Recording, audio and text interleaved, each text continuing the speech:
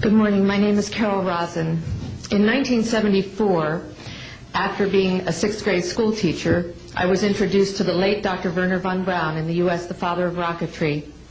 In my first meeting with him, during that first 3.5 hours, he said to me, "Carol, you will stop the weaponization of space."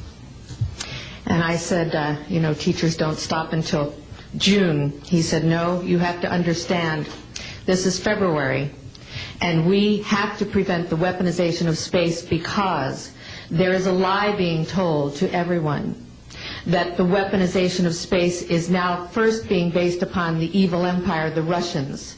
There are many enemies," he said, "against whom we're going to build this space-based weapon system, the first of whom was the Russians, which was existing at that time. Then there would be terrorists. Then there would be third world countries. Now we call them rogue nations or nations of concern. Then there would be asteroids."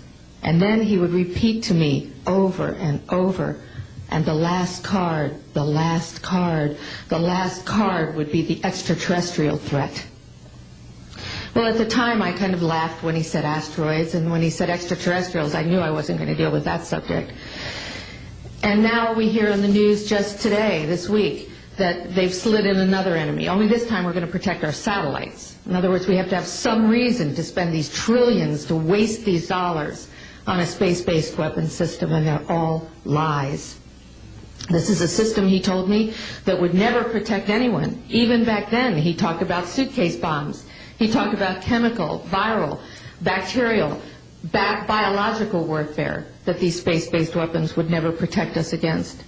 And then he told me that, in fact, if you travel around the world, which I did after he died in 1977, I met with people in over 100 countries who were friends. They didn't want to build space-based weapons. I became a space and missile defense consultant, and I worked with people around the world. I became an advisor to the People's Republic of China. They don't want to build a space-based weapon system, and he told me back then that they didn't.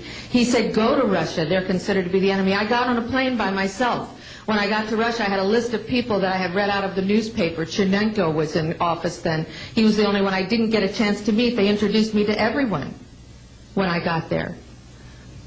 And when I got back, I said, "Oh my Lord, this man is telling the truth. There is no threat."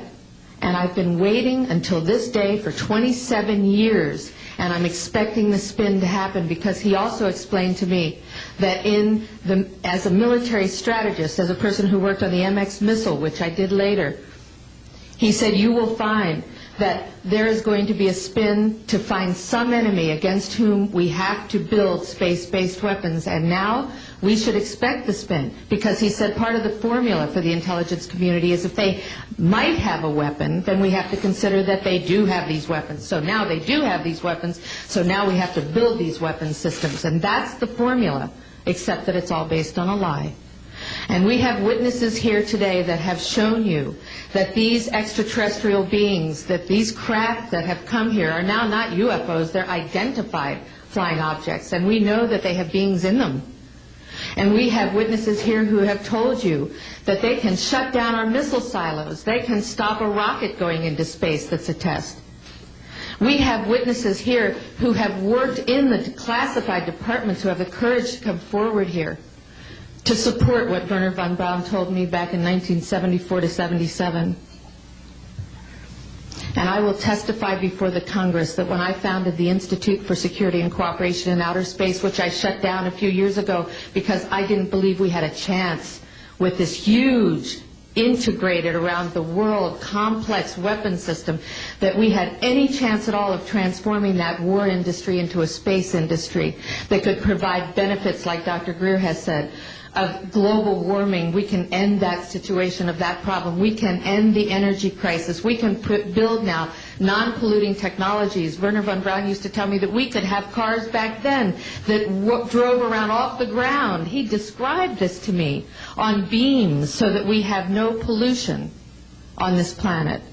And we can solve the problems of the people that are urgent and potential, and the other animals and the other cultures on Earth and in space. And we can end the arms race without dislocating the industry jobs, without disrupting the economy by transforming, Wernher von Braun told me, the war industry into a global cooperative space industry that will provide, he said, finally, more jobs and profits on this planet than during any hot or cold wartime, more products and services that can be applied directly to solving the problems of this planet, and we can have a whole planet now that lives in peace on Earth, with all the cultures on Earth, and with all the extraterrestrial cultures in space. And these are words that Wernher von Braun told me in 1974, and I will testify before the Congress under oath about everything I have said and more. Thank you.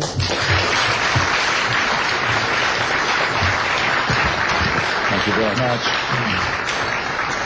I'd like to thank each of the witnesses and for your patience. We're running about 50 minutes late, and I do apologize for that. I want to emphasize that all of these witnesses each could speak for probably anywhere from 2 to 5 hours about what they have witnessed. We were trying to give you a snapshot. We have another 400 of these witnesses. I have carried this burden for 8 years. I'm now giving it to you, the American people and the people of the world, to take it forward. What I'd like to do now is open the audience for questions from the media. You may address them to me or to an individual witness as you deem appropriate. Yes, ma'am.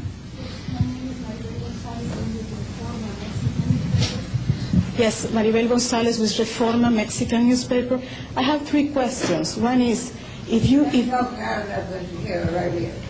Yes, I wanted to know if there are laws in this country that in some way allowed this kind of secrecy or not. And then I wanted to know if there's a need to change any kind of law.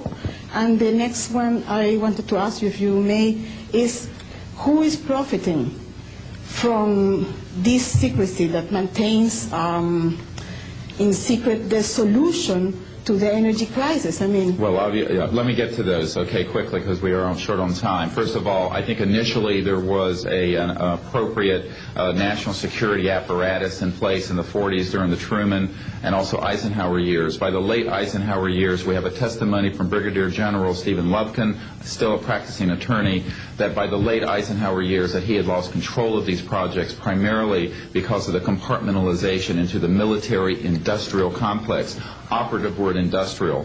There are corporations such as SAIC, Lockheed Martin, Northrop, and others that deal specifically with this issue, with advanced energy and propulsion systems connected to UFOs. And I think that what has happened, from the best we can tell, from insiders that have briefed me for now about 8 years, is that we have lost control of these projects from a constitutional law perspective because the infrastructure within military intelligence and corporate channels is so well funded and so complex and labyrinthine that there are compartments within compartments within compartments, and people who are in the Congress who make inquiries, and in fact President Clinton, when he made inquiries, were simply denied access, as you heard earlier that President Carter was denied access. On your other question, I would say that in terms of profiting from the status quo, big oil.